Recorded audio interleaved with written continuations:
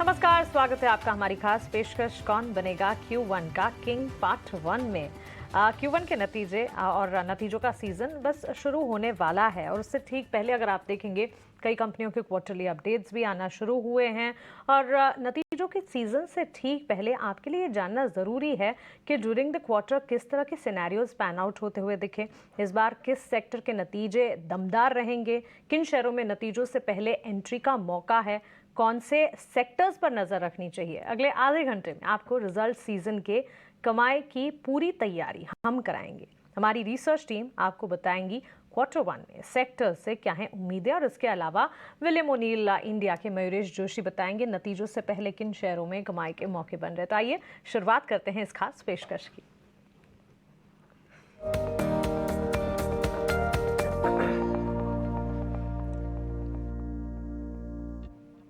हमारे market expert भी हमारे साथ जुड़ गए हैं और हमारी रिसर्च टीम भी हमारे साथ जुड़ी हुई है। मयूरेश जोशी विलियम ओनील से हमारे साथ जुड़ गए हैं। मेरी रिसर्च टीम से सौमीत सरकार और वमाक्षी हमारे साथ है जो कि सेक्टर्स पर आपको एनालिसिस कर बताएंगे कि इस तिमाही नतीजों से क्या उम्मीदें लगाई जा सकती है सेक्टर स्पेसिफिक। लेकिन मयूरेश, स्वागत है आपका 18 आवर्स स्वदेश पर। शुरुआत आपसे करना चाहेंगे, ऑपरेशनल अपडेट्स का सिलसिला आना शुरू हो चुका है, नतीजों की सीजन की शुरुआत होने वाली, ठीक उससे पहले आप बताइए आप रिजल्ट सीजन को किस तरह से भाप रहे हैं। मॉर्निंग मानसी, मेरे हिसाब से आई थिंक जैसे अपडेट्स आ रहे हैं, बैंकिंग फाइनेंशियल्स के जो अपडेट्स आ चुके हैं अब तक, वो बैंक्स रहे, माइक्रो फाइनेंस कंपनीज रहे या चुनिंदा एनबीएफसीज रही, Q1 के अपडेट्स ठीक ठाक है। और मुझे लगता है आई थिंक Q4 से जो एक परफॉर्मेंस अगर हम मैप करते हैं तो नंबर्स जो प्रिडिक्ट कर रहे हैं बेस्ड ऑन दी अपडेट्स अच्छे ही कहने चाहिए। कहीं ना कहीं I think for the result season as a whole, I think result season reasonable होना चाहिए। ये हम ये समझना चाहिए कि we are coming off in terms of a very heavy financial year, यानी जो पोस्ट कोविड साल था वहां पे जो एक अर्निंग्स रिकवरी देखी थी, उसके बाद ये पहला क्वार्टर होगा नेक्स्ट फाइनेंशियल ईयर का जहाँ पे अर्निंग्स का एक बहुत इंपॉर्टेंट पहलू रहने वाला है। कौन से सेगमेंट्स या सेक्टर्स आउट परफॉर्म कर सकते हैं earnings growth compare to last year, ये मार्केट्स देखना चाहेगा। 2 वजह से, क्योंकि मार्केट इटसेल्फ एक तो ऑल टाइम हाइस पे है ही है, at the same time I think काफी सेक्टर वैल्यूएशंस रिच हो चुके हैं, तो कहीं ना कहीं आई थिंक अर्निंग्स बहुत महत्वपूर्ण रहेंगी। But generally I think on a generalize format मुझे लगता है I think banks, capital goods, infra companies, defence companies, to a certain extent real estate, ancillaries and autos, ये सेगमेंट्स में अर्निंग्स परफॉर्मेंस अच्छी रहनी चाहिए। Not to forget FMCG companies के भी अपडेट्स ठीक ठाक है। अगर मॉनसून ऐसे ही रहे तो रूरल रिकवरी अच्छी होने के कारण सेकंड हाफ शायद एफएमसीजी के लिए भी अच्छा। कंजम्पशन थीम पर नजर है, बैंक्स फाइनेंशियल्स पे तो क्वार्टरली अपडेट्स हम देख ही रहे हैं और अपडेट्स में भी काफी कुछ समझ आ रहा है। लेकिन चलिए आज जिन 3 सेक्टर्स की हम बात करने वाले हैं उसकी शुरुआत कर लेते हैं। एक एक कर सेक्टर्स के नतीजों के अनुमान क्या है आपके लिए, आपके सामने रखते हैं और उसके बाद हमारे एक्सपर्ट्स हैं उस पर एनालिसिस और उनकी राय भी लेते हैं।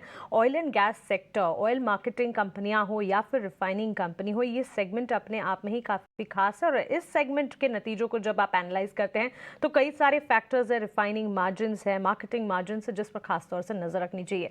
ऑयल मार्केटिंग कंपनियों के लिए तिमाही नतीजे कैसे रह सकते हैं, अनुमान हमें सौमीत बता रहे हैं। सौमीत, ओएमसी से क्वार्टर 1 नंबर से क्या एक्सपेक्टेशंस लगानी चाहिए? ऑयल एंड गैस सेक्टर में सबसे पहले मैं दिग्गज की बात करना चाहूँगा, रिलायंस इंडस्ट्रीज। अब उनके अगर O2C सेगमेंट के परफॉर्मेंस की अगर हम बात करें तो सिक्वेंशियल बेसिस पे थोड़ा बहुत एक वीकनेस देखने मिल सकता है, क्योंकि Q4 थोड़ा एक्सेप्शनली बेटर था रिफाइनिंग सेगमेंट के लिए। और सिक्वेंशियल अगर हम देखें तो सिंगापुर ग्रॉस रिफाइनिंग मार्जिन जो कि एशिया का बेंचमार्क है GRM के लिए, उसमें थोड़ी बहुत वीकनेस थी, इसलिए रिफाइनिंग सेगमेंट में रिलायंस इंडस्ट्रीज के थोड़ी बहुत वीकनेस एक्सपेक्टेड है फर्स्ट क्वार्टर FY24 में। बट जो पेट्रोकेमिकल सेगमेंट है वहाँ पर रिकवरी देखने मिली, क्योंकि चाइना से थोड़ी बहुत डिमांड बढ़ने के कारण प्राइसेस में भी रिकवरी थी, इसलिए पेट्रोकेमिकल सेगमेंट का रिकवरी एक्सपेक्टेड है O2C सेगमेंट में। और रिलायंस इंडस्ट्रीज के जो अदर सेगमेंट्स है जैसे कि रिटेल और टेलीकॉम, वहाँ पे म्यूटेड ग्रोथ एक्सपेक्टेड है सिक्वेंशियल बेसिस में। तो ओवरऑल अगर हम देखें रिलायंस इंडस्ट्रीज में तो सिक्वेंशियल बेसिस में थोड़ा बहुत एक डिक्लाइन आने की एक्सपेक्टेशंस है फर्स्ट क्वार्टर FY24 पे। अब ऑयल मार्केटिंग कंपनीज की अगर हम बात करें तो वहाँ पे 2 डिवीजन होती है उनकी, एक रिफाइनिंग और एक मार्केटिंग। मार्केटिंग सेगमेंट में खासकर अगर हम बात करें तो मार्केटिंग मार्जिन जो थे वो फर्स्ट क्वार्टर में नियरली 3 टाइम्स थे उनके एवरेज मार्जिन के सामने। इसका मतलब ये हुआ कि वो जब भी कोई भी लीटर ऑफ पेट्रोल या डीजल बेच रहे थे वो 3 टाइम्स ज़्यादा मार्जिन कमा रहे थे, और डिमांड काफ़ी स्ट्रांग होने के कारण मार्केटिंग बिजनेस काफ़ी आउट परफॉर्म कर सकता है फर्स्ट क्वार्टर में, और उसी कारण एक ब्लॉकबस्टर क्वार्टर एक्सपेक्टेड है ऑयल मार्केटिंग कंपनी से फर्स्ट क्वार्टर FY24 में। उसके अलावा अगर हम देखें तो अपस्ट्रीम कंपनी जैसे कि ONGC और ऑयल इंडिया, यहाँ पे एक stable set of quarter expected है on a sequential basis. Gas prices भी स्टेबल थे, ऑयल प्राइसेस भी स्टेबल थे, और यही दो मेन सोर्स ऑफ इनकम है अपस्ट्रीम कंपनीज के लिए। तो ज़्यादा कुछ ज़्यादा ब्लॉकबस्टर या ज़्यादा खराब नंबर नहीं, pretty much stable set of quarters होंगे अपस्ट्रीम कंपनी जैसे ONGC और ऑयल इंडिया के लिए। अब गैस सेगमेंट में जो सबसे ज़्यादा मोस्ट इंटरेस्टेड जो सेक्टर है वो सिटी गैस डिस्ट्रीब्यूशन कंपनीज। वहाँ पे अगर हम देखें तो IGL और महानगर गैस, इन दोनों ही कंपनीज के मार्जिन में एक अपटिक देखने मिल सकता है, क्योंकि सिक्वेंशियल बेसिस पे गैस के प्राइसेस जो थे उनके लिए वो कम हो गए थे, तो वहाँ पे एक बेनिफिट IGL और MGL को मिलेगा। बट वॉल्यूम ग्रोथ अगर हम देखें तो सिक्वेंशियल बेसिस पे करीब डबल डिजिट वॉल्यूम ग्रोथ आ सकता है, बट YOY बेसिस पे वॉल्यूम्स फ्लैट होने की एक्सपेक्टेशंस है IGL और महानगर गैस के लिए। बट गुजरात गैस की अगर हम बात करें तो यहाँ पे एक दूसरा सिनेरियो देखने मिल रहा है। गुजरात गैस के लिए वॉल्यूम्स डबल डिजिट ग्रोथ हो सकते हैं सिक्वेंशियल और YOY बेसिस पे, बट मार्जिन्स पे एक प्रेशर बना रह सकता है, क्योंकि उन्होंने प्राइसेस कट किए थे मॉर्बी रीजन में गैस के, और इसी कारण मार्जिन्स पे अगर हम देखें तो एक दबाव बना रह सकता है city gas distribution company Gujarat Gas के लिए। बट IGL और MGL के लिए मार्जिन अच्छे होंगे, बट वॉल्यूम पे थोड़ा प्रेशर देखने मिल सकता है। एब्सोल्युटली। तो ऑयल एंड गैस सेक्टर पर पूरा का पूरा यहाँ पर एनालिसिस, सिटी गैस डिस्ट्रीब्यूशन कंपनियां भी हैं इसमें, ऑयल मार्केटिंग कंपनियां भी हैं, और साथ ही अगर आप देखें रिफाइनर्स भी है जिस पर नजर रखनी चाहिए। मयूरेश, एक एक कर आपसे मैं इस पर आपका एनालिसिस, आपका आउटलुक जानना चाहूंगी, क्योंकि अगर यहाँ पर रिलायंस को देखें या फिर OMCs को देखें इन पर्टिकुलर, अभी जैसे सौमित बताया था कि ब्लॉकबस्टर क्वार्टर नजर आ सकता है, क्योंकि strongest quarter, sharp recovery marketing margin में जो देखने को मिलेगी उसके चलते एक इम्पैक्ट यहाँ पर पड़ता दिखेगा। एक एक कर, क्योंकि इस पूरे के पूरे लिस्ट में या इस पूरे के पूरे सेगमेंट में ऑयल एंड गैस की अगर बात करें, OMCs हैं, सिटी गैस डिस्ट्रीब्यूशन कंपनी और रिफाइनर्स भी हैं। पहले OMCs पर आपका आउटलुक हम जानना चाहते हैं। क्या आपको भी लगता है कि OMCs के लिए क्वार्टर जो है one of the best quarter नजर आ सकता है? पिछले कुछ दिनों से इन स्टॉक्स में हम तेजी भी देख रहे हैं। Oh, absolutely. And I totally concur जो सौमित ने कहा, बहुत सटीक विश्लेषण दिया उन्होंने। Marketing margins all time record highs पे शायद आ सकते हैं, एंड बिकॉज मार्केटिंग मार्जिन्स एक अच्छे खासे ट्रेंड में रहेंगे, मुझे लगता है आई थिंक रिकॉर्ड नंबर शायद Q1 में पोस्ट कर सकती है कंपनीज लाइक BPCL, स्पेसिफिकली जो डाउनस्ट्रीम कंपनीज हैं वो। दूसरा आई थिंक जो दो पहलू इंपॉर्टेंट रहते हैं फॉर ऑयल मार्केटिंग कंपनीज, एक क्रूड प्राइस की मूवमेंट इटसेल्फ और रूपी डॉलर की मूवमेंट। अभी दोनों इक्वेशंस पे हमने यही देखा है कि काफी स्टेबिलिटी हासिल की चुकी है, both in terms of pricing of where crude is और रूपी डॉलर इक्वेशन में भी। इसलिए आई थिंक जो स्टेबिलिटी हो सकती है in terms of this equation बहुत वो महत्वपूर्ण रहता है। At the same time I think अगर आप इसकी SOTP वैल्यूएशंस निकालते हैं OMC कंपनीज की, तो pipeline revenues also become important integral component. वहां पे रिविजन्स जो हुए हैं और जो एक्सपेक्टेड है, वहां पे एक अच्छा खासा बूस्ट मिल सकता है। एंड लेट्स नॉट फॉरगेट इनके जो क्रॉस इन्वेस्टमेंट्स हैं अदर सब्सिडरीज, इसका भी एक अच्छा खासा वैल्यू आता है टोटल SOTP, और इसलिए आई थिंक जो डिविडेंड यील्ड है कंपनीज की काफी अच्छी रहती है। तो आई टोटली कंकर, आई थिंक OMC इसके लिए ब्लॉकबस्टर क्वार्टर फर्स्ट क्वार्टर रहेगा, which is a big positive. लेकिन अब आ जाते हैं ऑयल एंड गैस के दूसरे सेगमेंट यानी सिटी गैस डिस्ट्रीब्यूशन कंपनियों की अगर बात करें। गैस काउंटर्स में एक तो मयूरेश IGL MGL के लिए लो गैस प्राइसेस के बेनिफिट जो हैं वो सपोर्ट कर सकते हैं। गुजरात गैस के मार्जिन्स प्रेशर में नजर आ सकते हैं, ये उम्मीदें हमारी तरफ से इस वक्त निकल रही है, जो कि कई सारे रिपोर्ट्स के तहत यहाँ पर काफ़ी सारे टेकअवेज लेकर इसे हमने समझने की कोशिश की है। बट किस तरह से आपको लगता है ऑयल मार्केटिंग कंपनियों में जिस तरह का एक्शन देखने को मिलेगा, क्या सिटी गैस डिस्ट्रीब्यूशन कंपनियां एक तरह से कह सकते हैं कि स्टेबल क्वार्टर देखेगी या फिर यहां से कमजोर क्वार्टर हो सकता है? होगा। दो चीजें, एक आई थिंक जो गैस कीमतों में एक इनपुट कमी दिखाई गई है, इनपुट कॉस्ट डेफिनेटली कम होंगे, और इसलिए इनकी जो रिपोर्टेड एबिटा पर SCM है इसमें एक स्टेबिलिटी देखी जरूर जाएगी, which is a big positive. दूसरा आप देखिए जो वॉल्यूम ग्रोथ है ये सस्टेन और बरकरार रहेगी, बिकॉज आई थिंक जो नए जोग्राफिकल एरियाज आ रहे हैं और जो गवर्नमेंट की टारगेट है to probably have 15% in terms of contribution from this sector itself over the next few years, एक अच्छी खासी पोजीशनिंग रहती है पूरे सेक्टर के लिए। तीसरा I think in terms of even if new stations probably come up, payback period ठीक ठाक रहता है, इसलिए आई थिंक जो एक कंसिस्टेंसी होती है रिपोर्टेड रिटर्न रेशियोज में, ये मेंटेन की जा सकती है। इसलिए मुझे लगता है I think gas distribution companies में भी एक स्टेबल क्वार्टर रहेगा। गुजरात गैस कहीं ना कहीं आई थिंक जो ऑल्टरनेट फ्यूल्स हैं उसके वजह से एक दबाव जरूर आ सकता है तिमाहियों में, बट जैसे हमने देखा है रिसेंट न्यूज जो प्रोपेन पे इम्पोर्ट ड्यूटीज हाइक की है, कहीं ना कहीं I think there can be a parity, यानी एट पार हो जाएंगे प्रोपेन यूजर्स और गुजरात गैस के users. So I think there will be a shift to Gujarat Gas users from the next quarter onwards, looking at how pricing is expected to be. Having said that, within the gas distribution space, IGL, MGL, हमारे buy watches. Deep dive analysis आप करते हैं और इसके लिए आप जाने भी जाते हैं, और इस वक्त जहां नतीजों से ठीक पहले अनुमान हम बता रहे हैं, मैं एक और चीज़, एक और इनोवेशन यहाँ ये करना चाहूँगी और आपसे जानना चाहूँगी हर सेक्टर में कौन सी चीज़ होती है जिस पर खास नज़र, क्योंकि जब सीमेंट की हम बात करते हैं वॉल्यूम्स रियलाइजेशंस पर फोकस होता है। इसी तरह से अगर आप देखें ऑयल मार्केटिंग कंपनियों के लिए ग्रॉस रिफाइनिंग मार्जिन जो है वो इंपॉर्टेंट है, लेकिन आपके हिसाब से क्यों? क्योंकि ताज़ा JP मॉर्गन की रिपोर्ट को अगर देखें, उनका भी ये कहना है कि डिस्काउंटेड बैरल्स जो हैं वो GRMs पे एड ऑन करेंगे और रिटेल ग्रॉस मार्केटिंग मार्जिन्स भी रिकॉर्ड हाई पर है, जिसका एक इम्पैक्ट पड़ेगा। इस चीज को हमारे व्यूअर्स को अगर आप समझा पाएं। तो एब्सोल्युटली, तो आई थिंक जो सिंगापुर बेंचमार्क होता है मानसी, जिसे हम सिंगापुर GRMs कहते हैं, वो एक ग्लोबल बेंचमार्क है इन टर्म्स ऑफ एनालाइजिंग कि पूरा सेक्टर कैसे एनालाइज करता है in terms of their margin performance itself. Obviously I think ये पूरे सेक्टर का एक इम्पैक्ट होता है in terms of demand supply dynamics, और जैसे डिमांड घटती है तो कहीं ना कहीं आई थिंक मार्जिन पे एक दबाव आता है, which is basic economics. Reliance जैसे players obviously are dependent along with other players as well with OMC space उनके रिफाइनिंग बिजनेस पे सिंगापुर GRMs कैसे रहते हैं। बट कहीं ना कहीं आई थिंक जो फीड स्टॉक यूसेज होता है, यानी जो जो लागत ये यूज करते हैं to probably process this into refined retail petroleum products, ये बहुत महत्वपूर्ण रहता है। तो काफी जो ग्लोबल कंपनीज हैं वो उनकी डिपेंडेंसी काफी कुछ रहती है एक ही या दो इनपुट्स पे in terms of feed stock to reprocess जो क्रूड होता है वो रिटेल फॉर्म में जो गाड़ियों में एरोप्लेन्स में यूज होती है। रिलायंस के पास बहुत सारे विकल्प हैं in terms of alternate feed stocks to process this, और इसलिए आप हमेशा देखेंगे सिंगापुर GRMs के तुलना में रिलायंस के GRMs बेहतर आते हैं because of the alternate feed stock, access to this feed stock जिसे हम कहते हैं फॉर प्रोसेसिंग दिस पार्ट। और इसलिए आई थिंक सिंगापुर GRMs के तुलना में रिलायंस के GRMs ऊपर रहते हैं, और इसलिए थोड़ा सा ज्यादा प्रीमियम रिलायंस को।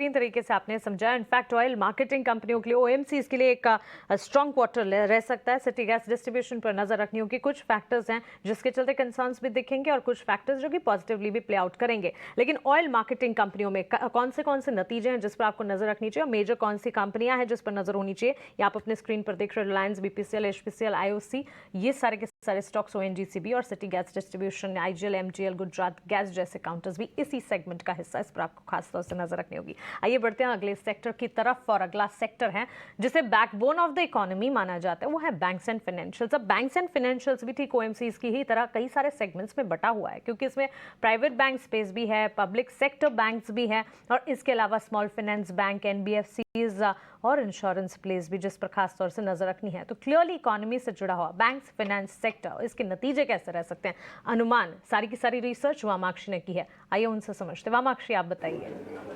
जी बिल्कुल, शुरुआत करेंगे हम बैंकिंग सेक्टर के साथ। तो अगर हम देखें तो काफ़ी सारे Q1 अपडेट्स तो आ ही चुके हैं, और हमने देखा है कि काफ़ी अच्छी लोन ग्रोथ जारी है। इनफैक्ट लोन ग्रोथ आगे चलते भी रोबस्ट रहने की उम्मीद की जा रही है। डिपॉजिट ग्रोथ की अगर हम बात करें तो कुछ काउंटर्स के लिए डिपॉजिट ग्रोथ काफ़ी अच्छी रही है, और कुछ काउंटर्स के लिए डिपॉजिट ग्रोथ थोड़ी सी बनाइन रही है।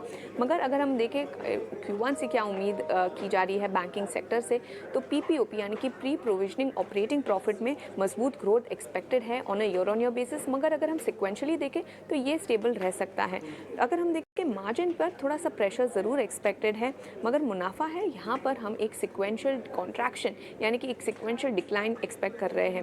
ओवरऑल एक्सपेक्टेशंस है कि ICICI बैंक और PNB अच्छे ROAs डिलीवर कर सकते हैं on a quarter on quarter basis. इसके अलावा अगर हम पूरे NBFC सेक्टर की बात करें, जो डाइवर्सिफाइड फाइनेंशियल NBFCs है, यहाँ पर हम एक्सपेक्ट कर रहे हैं कि हेल्दी डिमांड नज़र आ सकती है, खासकर अनसिक्योर्ड लोन्स में, और इसी के चलते हेल्दी लोन ग्रोथ भी हमें दिखाई दे सकती है। हाउसिंग फाइनेंस कंपनीज की अगर हम बात करें तो मॉर्गेजेस यानी कि होम लोन्स में अगर हम देखें तो मोमेंटम रिलेटिवली बेटर रह सकता है। ये क्वार्टर में हमने देखा था कि इंटरेस्ट रेट स्टेबलाइज होते हुए नजर आ रहे थे, और और इसी के चलते कस्टमर सेंटिमेंट जो है वो सुधरा है और इसी के चलते मॉर्गेजेस का मोमेंटम अच्छा हो सकता है। अफोर्डेबल हाउसिंग फाइनेंस कंपनीज को हालांकि उनका जो एनआईएम है वो लार्जली स्टेबल या तो एक माइनर सा कॉन्ट्रैक्शन यहाँ पे नज़र आ सकता है क्योंकि कॉस्ट ऑफ फंड्स इनके लिए बढ़ रहे हैं। हालांकि अगर हम एसेट क्वालिटी की बात करें तो यहाँ पर भी थोड़ा सा सुधार एक्सपेक्टेड है अफोर्डेबल हाउसिंग प्लेयर्स के लिए। इसके अलावा व्हीकल फाइनेंसियर्स पर अब फोकस करते हैं तो ओवरऑल ऑटो सेक्टर में हमने देखा है मोमेंटम काफ़ी अच्छा रहा है और इसका इम्पैक्ट लोन ग्रोथ पर भी हमें दिख सकता है।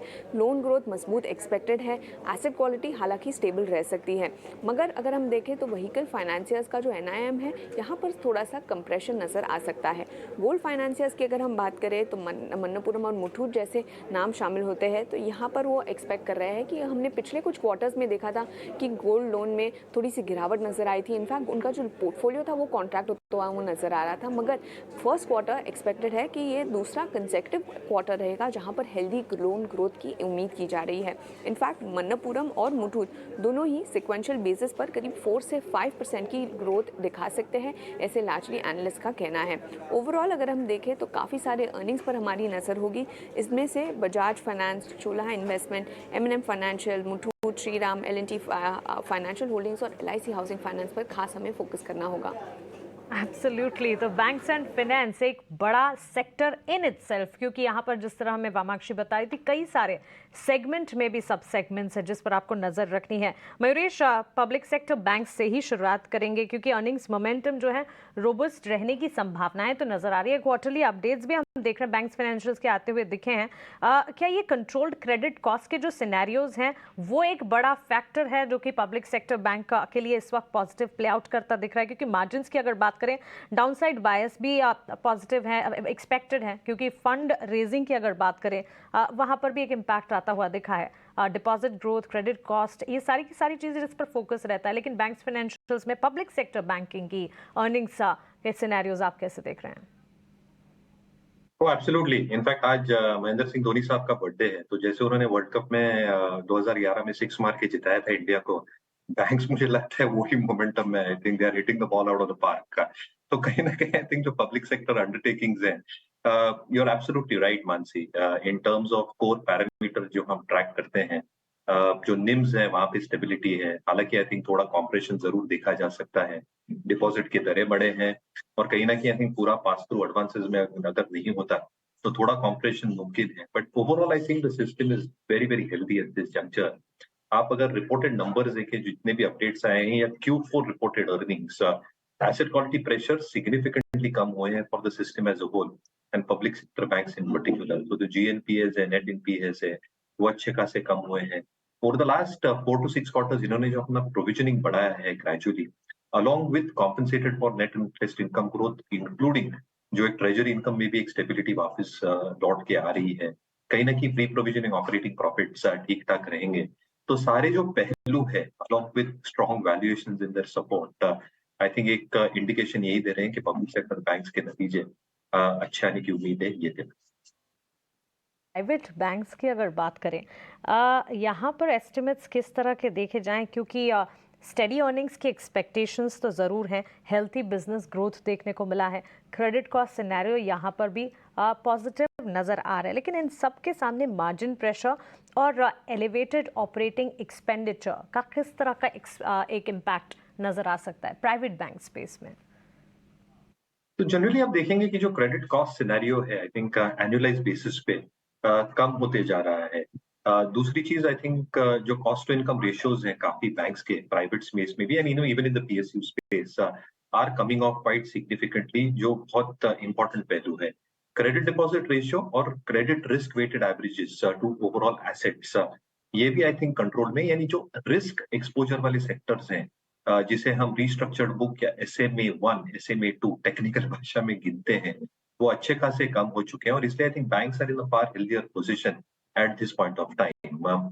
एक पहलू ये देखना पड़ेगा ये क्वार्टर के बाद कि जो एक्सपेक्टेड लोन प्रोविजनिंग है, जो RBI का सर्कुलर आया था, थोड़ी एक्सेस प्रोविजनिंग जरूर करनी पड़ेगी बैंक्स को।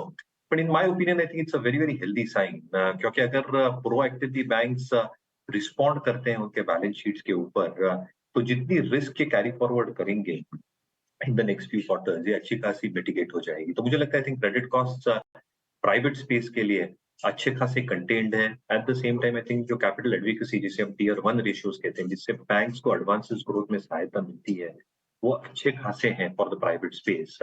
और इसलिए I think overall business growth should be good enough, which should account for better ROEs and ROEs. बिल्कुल Mayuresh, banks, financials, NBFCs in itself इतना बड़ा सेक्टर है कि इस पर एक हाफ एन आवर स्पेशल हो सकता है, एंड आई एम श्योर उस पर भी आपके पास कई सारे टेक अवेज होंगे। लेकिन बैंक्स, फाइनेंशियल्स में आपके पसंदीदा शेयरों की लिस्ट भी मैं जानना चाहूंगी।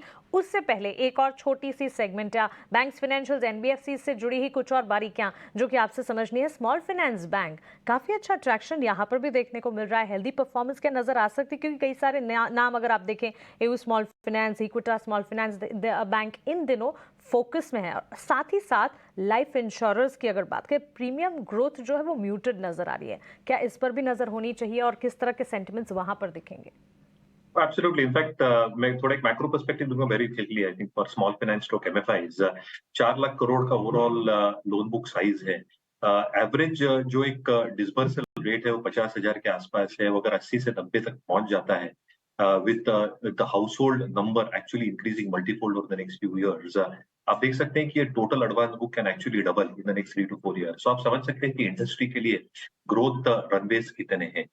इसलिए आई थिंक एसएफबीज और एमएफआईज ऑब्वियसली फोकस में रहेंगे over the next few quarters. अच्छा खासा उन्होंने एक बैलेंस शीट ग्रोथ किया है, asset quality pressures have come of very very well with collection efficiency improving. तो ये स्पेस काफी इंटरेस्टिंग लग रही है। जहां तक गोल्ड फाइनेंशियल्स का सवाल है, I think it's all depend on gold pricing कैसे मूव होती है, एंड सेंटिमेंटली आई थिंक बहुत फर्क पड़ता है in terms of the end consumer itself. Obviously I think जो बोरोइंग मिक्स रहता है काफी कंपनीज के लिए, their dependency has gone down quite significantly.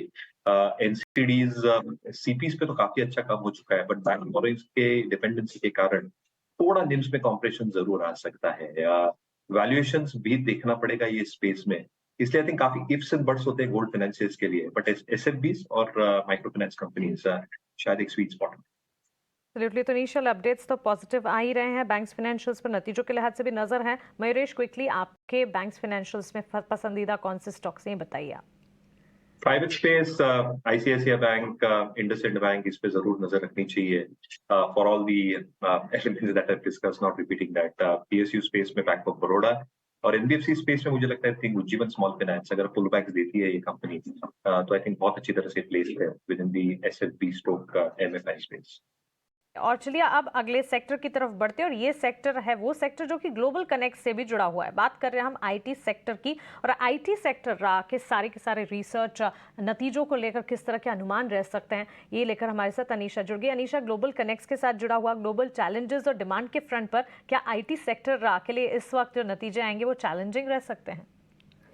Ji, actually उम्मीदें काफ़ी ज़्यादा म्यूटेड है बिकॉज ऑफ द रीजंस जो आपने बोला है। ग्लोबल हेडविंड्स जो बहुत सी कंपनीज और कंट्रीज फेस कर रही हैं, उसके चलते ऑलरेडी स्ट्रीट ये मान के चल रहा है कि आईटी कंपनीज से बड़े वीक नंबर आएंगे। ऑल्सो जो ये Q1 क्वार्टर होता है, बहुत सी कंपनियां इसमें सैलरी इंक्रीमेंट्स लेती है, इसकी वजह से मार्जिन पे भी प्रेशर रहता है, और वैसे भी ये सीजनली वीक क्वार्टर है आईटी कंपनी के लिए। सो ये सारे रीजंस की वजह से एक्सपेक्टेशंस काफ़ी म्यूटेड है, एंड इनफैक्ट काफ़ी ब्रोकरेजेस और एनालिस्ट ऐसा मान के चल रहे हैं कि Q1 के बाद फर्दर डाउनग्रेड्स और फर्दर कट्स आ सकते हैं अर्निंग्स एस्टिमेट्स में। सो वो इंपॉर्टेंट रहेगा। जस्ट कुछ कंपनियों के बारे में बताना चाहूँगी। इन्फोसिस का ऑलरेडी हमने देखा था लास्ट क्वार्टर बहुत ही बुरा नंबर आया था। इस बार एक्सपेक्टेशन है कि ऑन अ सीक्वेंशियल बेसिस हो सकता है कंपनी डिक्लाइन दिखाए रेवेन्यू में। सो वो इंपॉर्टेंट है। और ऑल्सो ये माना जा रहा है कि गाइडेंस कट भी आ सकता है इन्फोसिस से, तो स्ट्रीट उसके लिए काफ़ी हद तक प्रिपेयर है। टीसीएस के लिए एक पॉजिटिव सरप्राइज जो स्ट्रीट देखना चाह रहा है वो बायबैक पे है। कंपनी ने लास्ट ईयर बायबैक किया था, अराउंड मार्च या फरवरी में ख़त्म हुआ था। इस साल वो वापस करते हैं या नहीं करते हैं वो इंपॉर्टेंट है। टेक महिंद्रा के लिए जो हमने कमेंट्री सुनी है एक्सेंचर से, कॉग्निजेंट से ग्लोबली, वो ये पॉइंट करे कि टेलीकम्युनिकेशन हाईटेक वर्टिकल्स में काफ़ी वीकनेस है, इसकी वजह से हो सकता है टेक महिंद्रा में वीकनेस रहे। विप्रो की गाइडेंस ऑलरेडी काफ़ी वीक है, जिससे ये लग रहा है कि Q1 में एक्चुअली डिक्लाइन आएगा। जो मेन फोकस एरिया है लास्ट काफ़ी महीनों से आईटी सेक्टर में मिड कैप्स की तरफ टिल्ट हो गया है, बिकॉज मिड कैप का परफॉर्मेंस काफ़ी बेहतर रहा है लार्ज कैप से, और वो ट्रेंड शायद इस बार भी जारी रहेगा। तो फोकस काफ़ी मिड कैप पे चेंज होता जा रहा है, एंड हमने देखा इन्वेस्टर का इंटरेस्ट भी और रुझान भी उस तरह ज़्यादा बढ़ रहा है। आपने इनफैक्ट फोकस जो है बिल्कुल मिड कैप पर शिफ्ट हो रहा है, वहां पर हम देख भी रहे हैं ट्रैक्शन बनता हुआ भी। और हैवी वेट जो आईटी कंपनियां हैं उनमें, या फिर आईटी कंपनियों से जुड़े हुए जो स्टॉक्स हैं उनमें हमने देखा है कंसर्न्स लगातार बिल्टअप हो रहे हैं। मयूरेश, आपकी राय आईटी सेक्टर पर क्या होगी, क्योंकि मिड कैप आईटी प्लेज में तो फोकस है, हैवी वेट से दूर रहने की हदायत लगातार हमें मिल भी रही है, लेकिन आईटी सेक्टर ओवरऑल नतीजों के लिहाज से क्या वॉच लिस्ट में रखना है या यहाँ पर भी मौके बनेंगे? वॉच लिस्ट पे जरूर रखना है, बट क्या कमेंट्रीज आती है ये बहुत अहम रहेगी in terms of the price performance going forward. क्योंकि जितने हमने दिक्कतें सुनी थी यूएस मार्केट में रीजनल बैंक्स को लेके, इसका क्या ट्रांसलेशन होता है in terms of new order win, specifically banks retail manufacturing segment के लिए। यूरोपियन सेक्टर एज होल या continent as whole is going through a sticky time. और इन्फ्लेशन अभी भी बरकरार है, रेट्स अभी भी बढ़ रहे हैं। इनफैक्ट जो नंबर्स आ रहे हैं मैक्रो लेवल पे, वो देख रहे हैं कि एक्टिविटी शायद कॉन्ट्रैक्ट कर रही है, इसलिए ऑर्डर विन्स वहां से भी थोड़े म्यूटेड रह सकते हैं। इसलिए कांस्टेंट करेंसी पे कैसे ग्रोथ आ सकती है, कमेंट्री से देखना बहुत जरूरी होगा। जो ग्लोबल पेयर्स है एक्सेंचर जैसे, उन्होंने भी थोड़ा आई थिंक हल्का कमेंट्री दी है, और इसलिए I think top line growth शायद थोड़ी म्यूटेड रह सकती है। मार्जिन ठीक ठाक रहेंगे, क्योंकि जितने प्रेशर्स हमने पिछले कई तिमाहियों में देखे थे वो आई थिंक स्टेबल हो चुके हैं अब तक।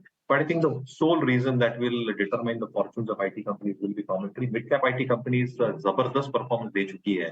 Companies like KPIT, Persistent have given fabulous show so far, but valuations have gone out of whack. तो कहीं ना कहीं I think देखना पड़ेगा कि ये cool down होते हैं क्या mid-cap companies valuations के हिसाब से. और commentary both for large and mid-cap will be equally important to them. Well, that's a roundup of 3 sectors. कौन बनेगा Q1 का किंग? हमने ऑयल मार्केटिंग कंपनियों की बात की, ऑयल एंड गैस सेक्टर की बात की, आईटी सेक्टर, और इसके अलावा banks and financials. And on the face of it अगर आप देखें, एक्सपर्ट की तरफ से यही एनालिसिस है कि आईटी सेक्टर को कॉशियस आउटलुक के साथ देखें। Of course mid cap IT place में एक्शन है, बैंक्स फाइनेंशियल्स में पब्लिक सेक्टर बैंक्स के जो प्रदर्शन है काफ़ी अच्छे देखने को मिल सकते हैं, अच्छी खासी मजबूती दिखी है और वो आगे भी जारी रहेगी। और साथ ही अगर आप oil marketing, oil and gas की बात करें तो ऑयल मार्केटिंग कंपनियों के लिए एक रोबस्ट क्वार्टर दिख सकता है। मयूरेश, बहुत शुक्रिया आपका हमारे साथ जुड़ने के लिए और विस्तार से इन तमाम सेक्टर्स पर अपनी एनालिसिस हमारे साथ शेयर करने के लिए। हमारे सहयोगी अनीशा, सौमित और वामाक्षी, आपका भी शुक्रिया इन सेक्टर से जुड़ी सारी रिसर्च हमारे बीच रखने के लिए। चलिए, इस खास पेशकश को हम यहीं समेट रहे हैं, लेकिन ये तो पार्ट 1 है। Q1 के नतीजे कैसे रह सकते हैं, लगातार इसके कई पार्ट्स हम आप तक पहुंचाएंगे और आपको लगातार बताते रहेंगे कि कौन से सेक्टर पर और उन सेक्टर में कौन से स्टॉक्स पर आपकी नजर रखनी चाहिए। और इसी के लिए आपको बने रहना है ET Now स्वदेश के साथ। नमस्कार।